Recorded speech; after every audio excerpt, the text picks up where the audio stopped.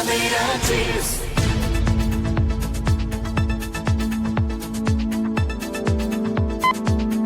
O Quinto Sinal está marcando 9 horas e 15 minutos. Mais uma vez agradecendo a todos vocês que estão conosco pelas nossas redes, pelo youtube.com/Rádio Bandeirantes Oficial. Obrigado a todos que se conectam e usam o nosso bate-papo para dizer o que pensam aqui. Também pelo WhatsApp 999048756, código 11 de São Paulo. É muito bom ter todos vocês aqui conosco. Vamos abrir o nosso tema para o cenário internacional, das relações internacionais, porque tem assunto à beça para a gente falar nessa semana. Numa semana em que a gente teve lá na faixa de Gaza o fim do pacto, da trégua, do tratado de paz, se a gente pode chamar assim, e depois a volta dele. Nesse meio tempo, pessoas morreram nos ataques de Israel. A gente está conversando a partir de agora, com a Denilde Rose-Hacker, que sempre nos atende também aqui na Rádio Bandeirantes, professora de Relações Internacionais. Denilde, como vai? Bom dia, seja bem-vinda. Bom dia, prazer estar aqui com vocês. Prazer é nosso. Denilde, eu e o Zaidan estamos aqui, a gente fala ao longo da semana dos temas de Gaza e a gente sempre fica achando que foi a última vez que tratamos de um viés desse conflito, mas parece que isso não cessa. Depois do acordo, das negociações, da entrega dos corpos, das reclamações sobre o não cumprimento de partes do acordo, essa semana aconteceu algo inusitado, que foi o fim da trégua e a volta da trégua, tudo isso definido por um lado só, que é o lado de Israel, com a morte de 100 pessoas. Em que ponto estamos no acordo de paz que há na faixa de Gaza, hein, Denilde? Olha, Ronald, estamos no ponto da indefinição, né? Como você colocou, teve um rompimento do cessar-fogo, né? Essa semana Israel atacou, alegou que foi um revide às ações do próprio Hamas, que também já tinham violado. Então a gente entrou nessa disputa entre quem tinha violado primeiro o acordo, e depois ele foi restabelecido, né? O que ficou, que Israel vai continuar fazendo ataques quando sentir que tem algum tipo de ação que interprete como ações de violação do Hamas, e o Hamas também vai fazer ações, continuar tendo ações que acabem gerando essa situação de volta da violência. Então, um ponto em que não muda do que a gente já tinha visto. E que também todos os analistas, no final, né, a grande maioria colocava que existiam ainda muitos pontos de indefinição. Primeira parte do acordo foi a entrega dos reféns vivos e os corpos daqueles mortos que morreram durante o período dos bombardeios, e também a liberação dos prisioneiros palestinos que estavam em Israel. Então, parte desse processo aconteceu, né, com a entrega dos reféns e a liberação dos prisioneiros, e ainda tem a questão da espera sobre as pessoas que ainda estão sendo, os corpos que ainda estão sendo localizados. E aí, a segunda fase é que gera esse problema e a cada momento de indefinição, porque a segunda fase envolveria a criação de uma força internacional de estabilização que poderia conter a violência, tanto das ações israelenses quanto das ações do Hamas.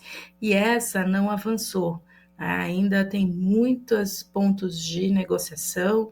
Os americanos têm tentado colocar a questão da estabilização como um ponto central, mas muitos países não estão aceitando os pontos do acordo, existem ainda várias negociações acontecendo. Israel precisa aceitar esse processo, que também tem colocado aí objeções, especialmente em quem vai participar, quais são os países que participariam enviando tropas para estabilizar a região, e o Hamas também coloca mais objeções questão de quem, também sobre quem, mas qual vai ser o tipo de mandato, né? Como que isso vai acontecer.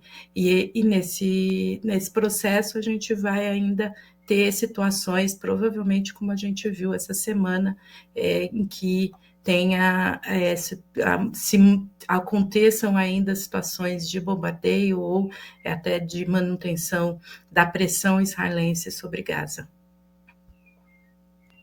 Professora Denilde, bom dia. É claro que Bom dia, esse Zaidan. não é um bom dia, não é um acordo de paz, né? Até porque as causas do problema não foram nem sequer tocadas, né, pelo plano apresentado pelo Trump e acatado.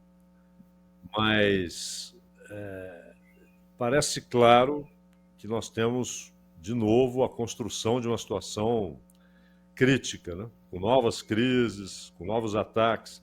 Até em relação ao Líbano, né? Israel, quando há um cessar-fogo ali que é desrespeitado com muita frequência, quando Netanyahu decide, ou entra com infantaria, ou com blindados, ou ataques aéreos, inclusive atingindo várias regiões civis, né, no Líbano.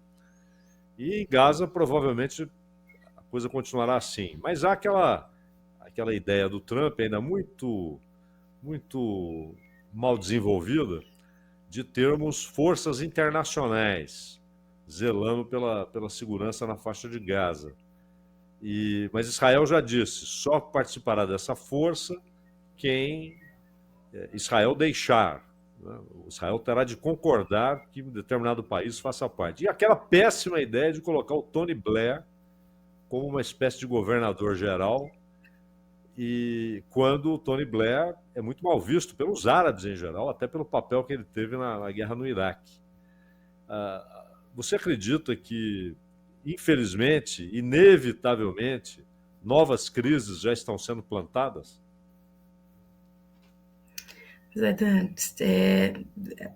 Nesse caso, acho que a gente tem que a realidade mostra que é muito difícil estabelecer um processo de pacificação, né? E aí você citou o Líbano, tem outras regiões, a Síria, que também demorou até conseguir uma estabilização e ela é sempre tênue. Então, a história mostra que toda a dificuldade de se conseguir de fato. E no caso de Gaza, você tem toda a razão. Um dos pontos centrais, que é a discussão sobre a formação do Estado palestino, que tinha avançado na discussão da ONU, né, com a pressão internacional crescente, com vários países apoiando essa solução que é vista como uma solução que seria mais duradoura para alcançar a paz, saiu da lógica atual da negociação e a questão ficou centrada na desmilitarização do Hamas e da pacificação de Gaza. Então isso provavelmente mostra não só a dificuldade de alcançar um processo mais duradouro, mas também o quanto a gente vai ter ainda de posições de avanços, pequenos avanços e retrocessos também na mesma proporção. Então, acho que essa é uma dinâmica que não vai sair do processo no curto prazo. Agora, sobre a estabilização, a força de estabilização, existe dois grupos de países que têm discutido sobre esse processo, né? Os países árabes, que têm sido muito cautelosos em apoiar uma estabilização, se preocupam como que seria esse processo, e há outros países, principalmente os países europeus, que apoiam, mas não têm sinalizado de qual vai ser o esforço de envio de tropas. E aí uma das questões que tem sido debatida é sobre qual seria a duração desse processo. E por isso também é um ponto de disputa entre Israel e o Hamas. Qual vai ser a estrutura, mas é quanto tempo essa força de estabilização vai ficar em Gaza e qual vai ser o papel que essa força de estabilização vai ter. Se ela é uma força só para manter a paz, se vai ser de imposição da paz, então significa que vai ter forças militares para, de fato, operar no país, e se ela também vai ter um mandato de construção da paz, que envolveria a construção de Gaza, não só da parte de segurança, mas de toda a construção envolvendo a estruturação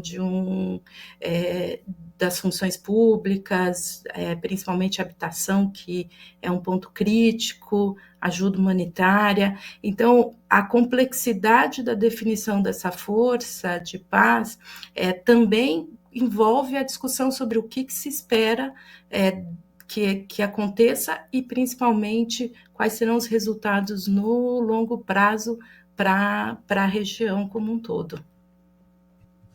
Professora Denilde, nós temos ali na região, em Israel, considerando também Gaza e Cisjordânia, cerca de 15 milhões de pessoas, né, em números arredondados. E 7 milhões e 200 mil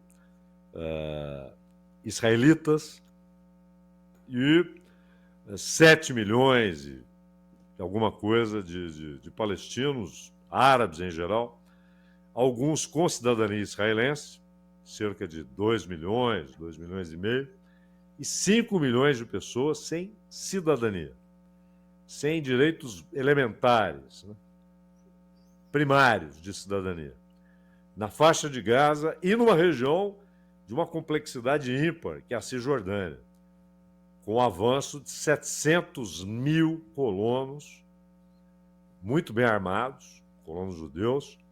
Uma decisão agora do parlamento israelense que aponta para a anexação de grande parte da Cisjordânia, e a ideia é anexá-la inteiramente.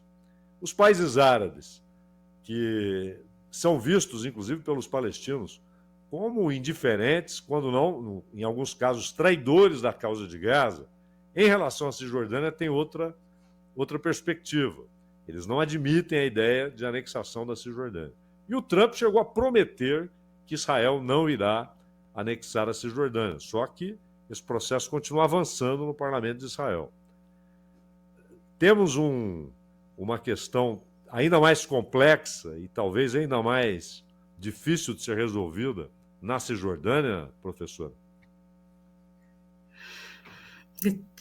A Cisjordânia tem uma complexidade grande e aqui ela envolve todo esse quadro que você apresentou, Zaida, que tem de um lado a posição do parlamento e das forças políticas em Israel, principalmente da extrema-direita e da direita israelense, que entende que ocupar cada vez mais a Cisjordânia é parte de manter a segurança israelense, tá? Então tem uma política de ocupação, como você colocou, envolve a lógica da pressão americana, que vem pressionando Israel para garantir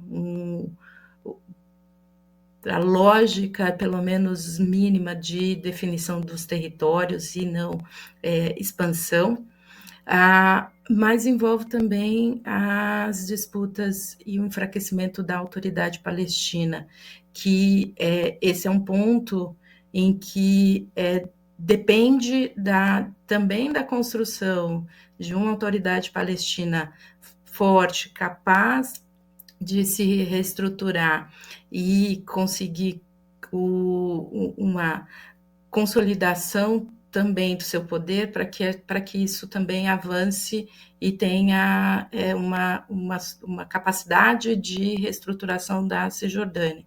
Então, e como a gente sabe, as disputas são grandes, há um enfraquecimento, isso influencia, inclusive, também sobre a questão de Gaza, pela incapacidade da autoridade palestina de se contrapor ao Hamas.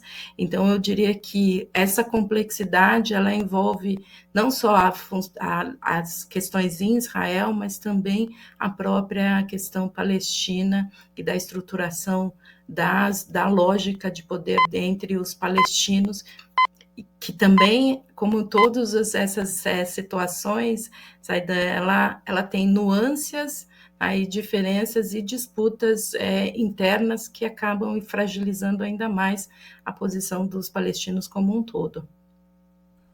Denilde, vou fazer uma viagem de 10.600 quilômetros, saindo lá da região de Gaza, de Israel, e indo para o Caribe. Há informações, eu não sei se são confirmadas ou não, mas o noticiário traz que Nicolás Maduro teria formalmente pedido ajuda de Rússia e de China com as ameaças dos Estados Unidos de uma ação que já acontece no Mar do Caribe, acontece também no Pacífico, de extermínio de barcos. Aliás, a ONU se posicionou anteontem, com repercussão ontem, a respeito do que eles chamam de assassinato de pessoas no Mar do Caribe, porque não tem julgamento, não tem informação, não tem nada, né? Não tem nenhuma informação do que está acontecendo, apenas o que diz o governo americano, que se tratava dessas execuções de barcos que carregavam drogas. E agora tem a possibilidade de pedido de ajuda. Como é que você vê a nevralgia nas relações entre Venezuela e Estados Unidos, a região do Mar do Caribe, as manobras que estão sendo realizadas ali pelas forças americanas e o risco disso se tornar ou ganhar uma escala muito maior? A preocupação é o risco do escalamento aí do processo, apesar do Trump ter feito uma declaração de que não tem intenções de atacar a Venezuela. Essa é uma preocupação como essa operação tem acontecido. Acho que aqui a gente tem que olhar também a discussão sobre controle, destruição, das questões ligadas ao narcotráfico. Para o Trump é um assunto doméstico, e se a gente olhar toda a discussão sobre a questão do combate ao narcotráfico na América Latina, desde os anos 90, os americanos tratam esse tema como um tema regional, mas principalmente como um tema de segurança americana, e tem dentro das lógicas da política americana de combate ao narcotráfico. Então, isso não muda no discurso do Trump nesse sentido. Aí ele precisa mostrar para os seus eleitores de que está fazendo algo para conter a entrada de drogas nos Estados Unidos, apesar de todas as críticas do quanto isso é efetivo, de todo esse recurso, de todas as ações que os americanos fizeram ao longo da história de combate ao narcotráfico na América Latina, a gente só viu o narcotráfico crescer. Então, não tem a ver com a eficiência da ação, mas o quanto ela representa para o americano médio a ideia de que o governo está fazendo algo. E tem um outro componente, que é a mudança do regime do Maduro. Isso é claramente um ponto para o Trump, para os assessores do Trump, de que é preciso fazer ações mais diretas para a derrubada do governo.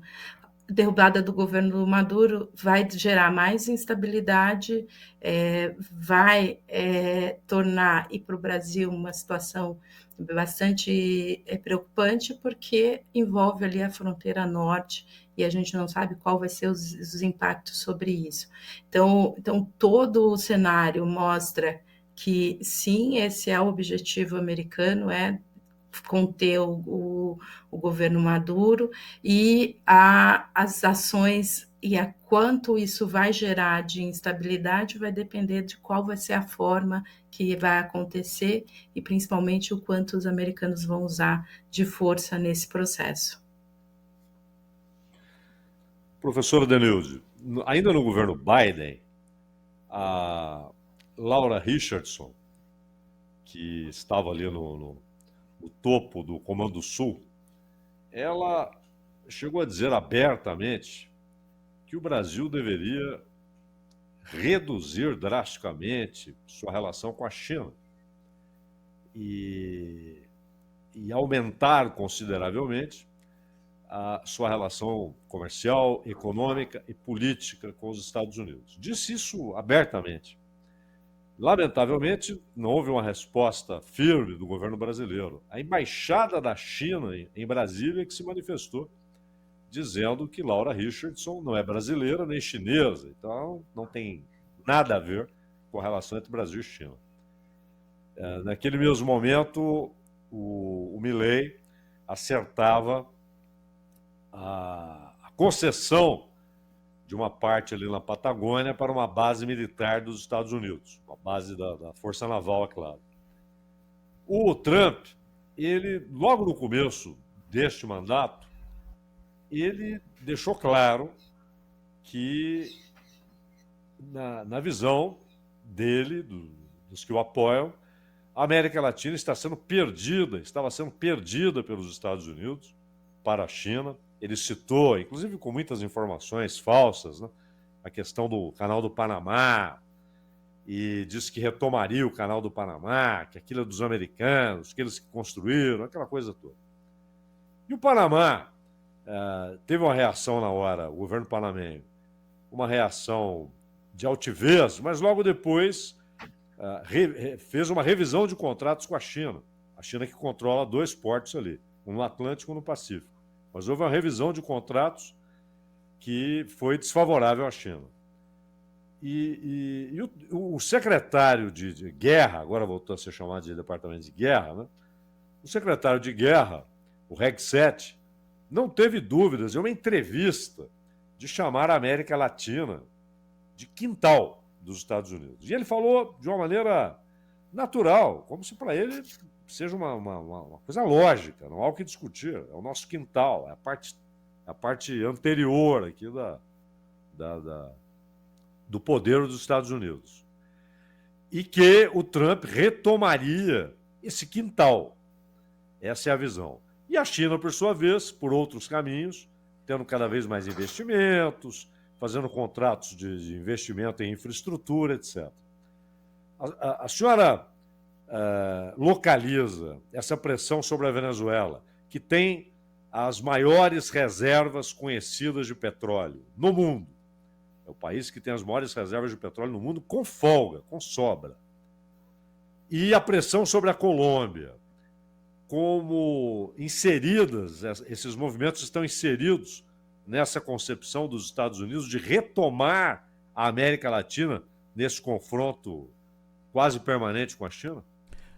Denilde, só antes da sua resposta, só para avisar o nosso ouvinte, agora às 9h38, que a gente está separando a rede, Brasília segue com programação local, São Paulo segue com a última meia hora do Jornal Gente. Pois não, Denilde? Zaida, tem um componente principalmente os principais assessores do Trump, o Rubio, o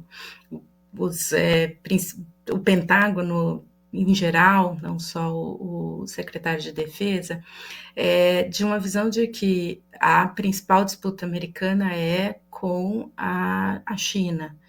E há uma disputa de geopolítica e de poder global, e que os americanos precisam conter a China e o crescimento chinês. Eu diria até que essa é uma percepção bipartidária, né? A gente via também no governo Biden, só que os instrumentos e as ações de contenção do poder e do crescimento chinês diferentes utilizados entre os 2 governos. Então, então todo o raciocínio atual do Trump envolve a discussão e o posicionamento geopolítico e a recolocação dos Estados Unidos como um ator central, onde eles entendem que a China avançou. E isso é também uma lógica presente na América Latina.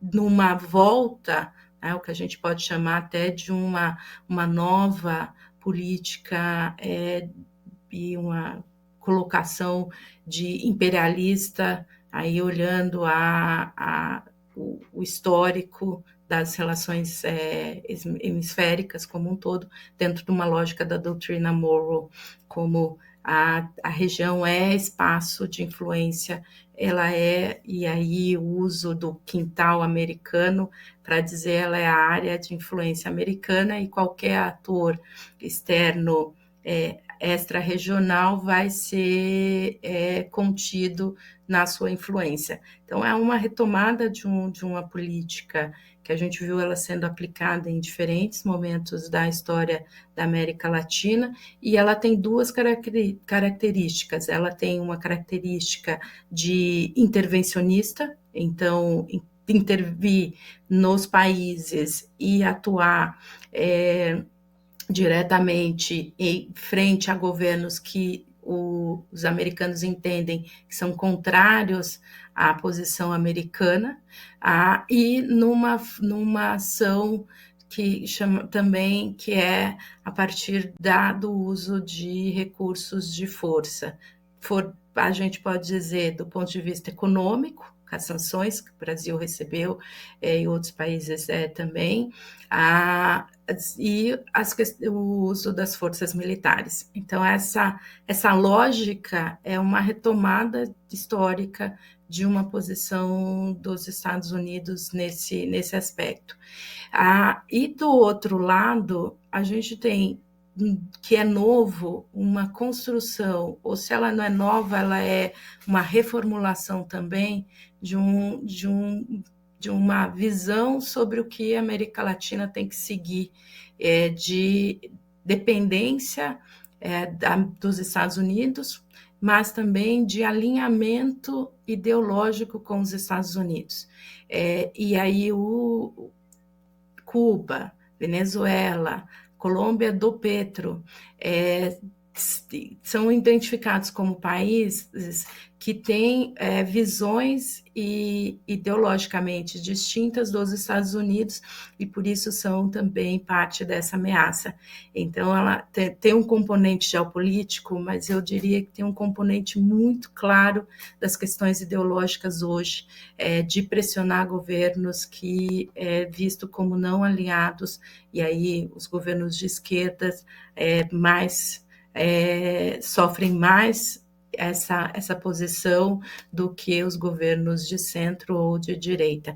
Então, e aí os americanos novamente definindo a sua relação com os países da América Latina a partir não só das questões geopolíticas, mas também das questões de posicionamento ideológico.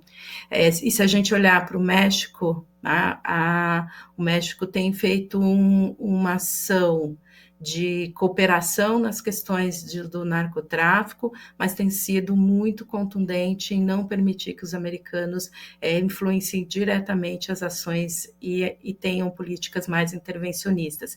Então, é quase como uma tentativa aí de impedir esse tipo de intervenção que a gente está vendo, no caso principalmente da Colômbia, e no caso da Venezuela, com o uso aí constante da pressão militar, de forma a fazer a mudança do regime na Venezuela. Denilde, só uma última de minha parte, diz respeito à relação agora dos Estados Unidos com a Rússia. Exercícios também de drones submarinos, colocação, o assunto de testes nucleares voltaram à pauta. Como é que você tem avaliado as últimas notícias? Claro que a gente tem uma coisa no meio desse caminho, a questão comercial, aliás, quase tudo tem a questão comercial no meio, mas tem o conflito Rússia e Ucrânia que não chegou a um bom termo e parece que dificilmente chegará, principalmente pela questão territorial, que não tem uma solução. Mas as últimas notícias de exercícios da relação também nevrálgica entre Estados Unidos e Rússia, como é que você tem avaliado? Acho que aqui é um desses processos em que se tinha uma percepção de que teria avanço, né, depois da reunião entre o Trump e o Putin no Alasca. As ações indicavam que se chegaria a um cessar-fogo na Ucrânia, no estilo com muitas indefinições, com muitos problemas, mas se chegaria no mesmo estilo que a gente teve com Gaza. E a posição tanto de pressão da Europa quanto da própria Ucrânia fez os Estados Unidos terem um retrocesso nesse processo.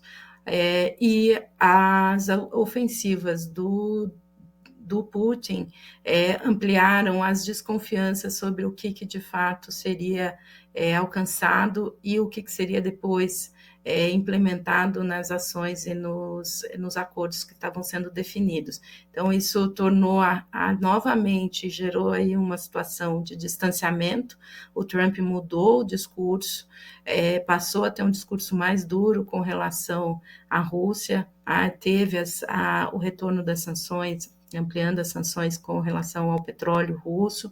Então, formas novamente de pressionar a Rússia, pressionar o Putin a fazer mais concessões na questão ucraniana, mas também de mudar a posição ofensiva que tem feito aí numa guerra híbrida com relação aos países europeus e as pressões com relação principalmente aos países que são parte da OTAN.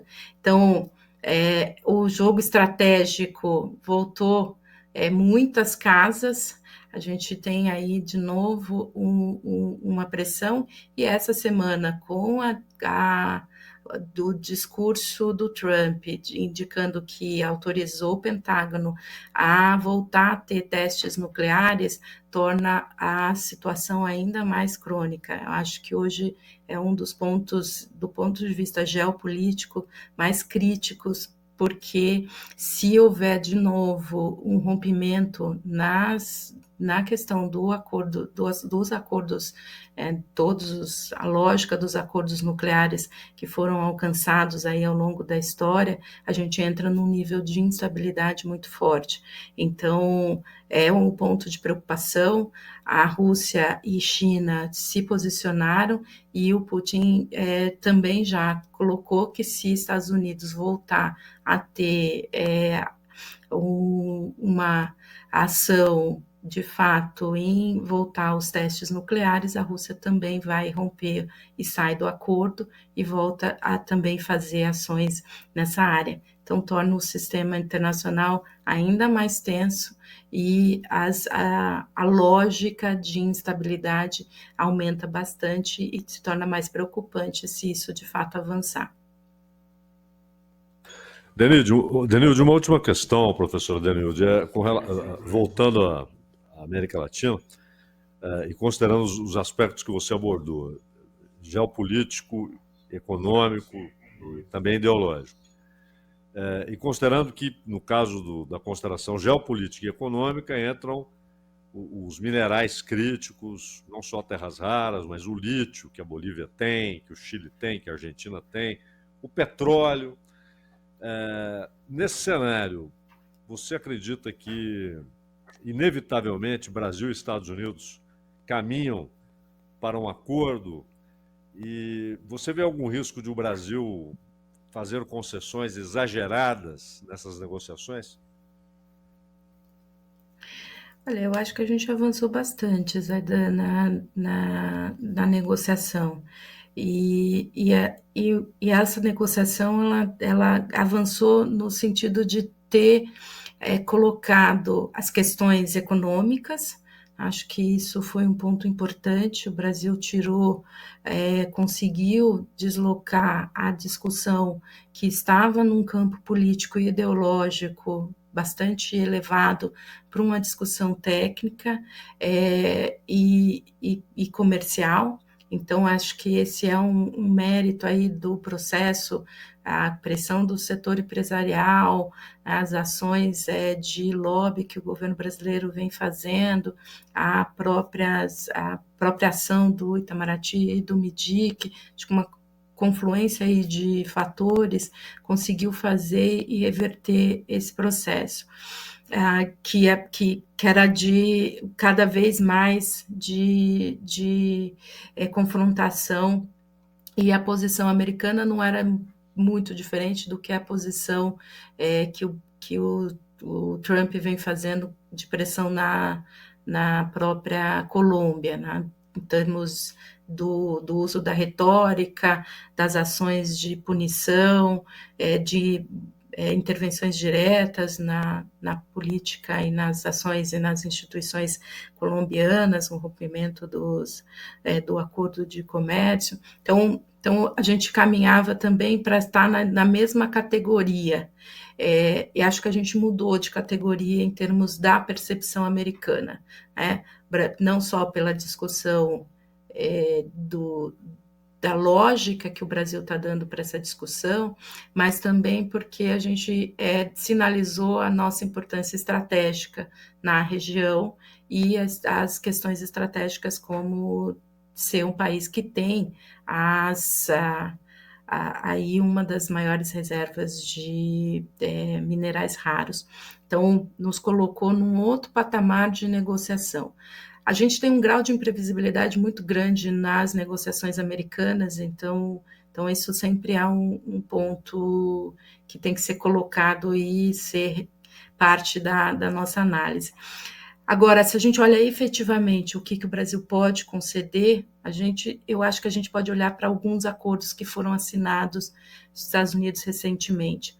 O acordo com a Malásia, o acordo com a Austrália, o que o Brasil quer evitar, o modelo do acordo que foi com a Ucrânia, mas o acordo da Malásia e da Austrália, entraram terras raras, entraram minerais raros, e entraram também a questão de investimento. Então esse já é uma sinalização do que o Brasil vai ser pressionado. A exploração e uma presença, a garantia da presença americana como central na exploração de minerais raros, e também a investimentos brasileiros nos Estados Unidos, e também uma melhora do cenário de investimento para as empresas americanas. Então, acho que esses são pontos que vão ser relevantes. E também um outro ponto que apareceu em grande parte desses acordos foi a questão do acesso das Big Techs e da regulação sobre inteligência artificial e redes sociais. Então, se a gente olha para esses acordos, provavelmente esses serão os pontos também que vão aparecer no acordo com o Brasil. E aí vai depender muito do quanto o governo brasileiro vai estar disposto a ceder ou não. Na lógica que a gente tem visto da negociação brasileira, o governo brasileiro tem sido muito reticente em ceder, especialmente nesses pontos que são considerados estratégicos e de longo prazo. Então pode ser que a gente tenha uma negociação muito mais difícil, mais longa, em que a sinalização e os interesses de setores não sejam todos conseguidos aí no final da negociação. Então, o que eu avaliaria uma negociação diferente, uma posição de que o Brasil é mais estratégico do que outros países da América Latina, mas os pontos de negociação que de interesse americano são pontos muito sensíveis para o governo brasileiro, então provavelmente a gente vai ter uma negociação mais difícil do que no caso da Malásia ou da Austrália. Denilde Roushacker, professora de Relações Internacionais, que conversou conosco aqui na Rádio Bandeirantes. Denilde, mais uma vez, muitíssimo obrigado pela tua atenção conosco, com o nosso ouvinte. Até uma próxima. Eu que agradeço.